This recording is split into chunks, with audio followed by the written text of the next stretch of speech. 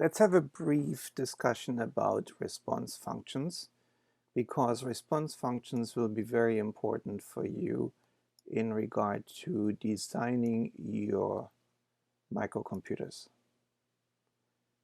Really, the important part is to figure out what the elasticity of the response function is, which means does more make it better? Does more figure out that the customers want to buy it at a higher price, etc., etc. Let's use the elasticity of peanuts for the lack of better terms, and because everybody likes their bars. Suppose you could design an ideal candy bar. The question would be, how many peanuts would you put in the candy bar to make you the happiest?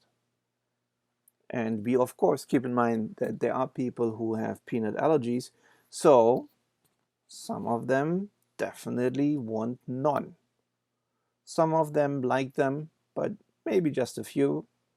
Others really like them and want to have a whole lot. The question is, how much does the number of peanuts influences you in your candy bar enjoyment? So let's look at the vertical, and let's look at the level of enjoyment, and let's look at the horizontal and the number of employments. We have different response functions that could be happening to different people. Some of them would like to have maybe a moderate amount of peanuts in their candy bar. So in other words, their response function of level of enjoyment goes up quite rapidly until they hit the about medium number of peanuts in the bar. And then if it's too much, their enjoyment really goes down, which means their likelihood of purchasing the peanut bar is also going down. So if you think of which candy bar has the most peanuts, and you look at your propensity to enjoy peanuts, maybe you can relate how many of the following peanut bars you have bought in the past. And then the question is also, which of them you like the most, which probably has something to do with how much you buy them.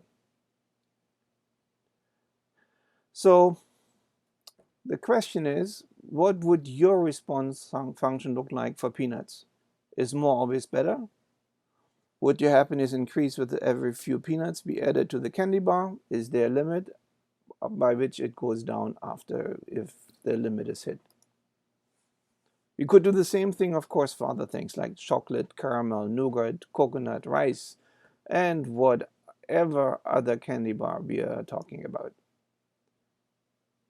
So, of the several response functions that we are going to discuss in a second, which one would apply to peanuts, chocolate, coconut, etc.?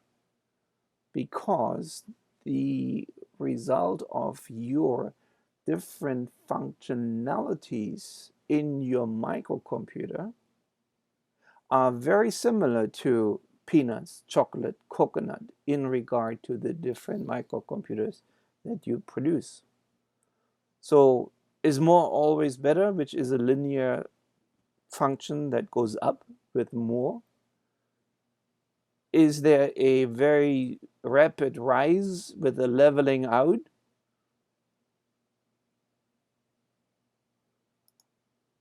Is there the inverse U that we just discussed, where when it's too much, you are actually finding it detrimental to the needs satisfaction that you have for the product?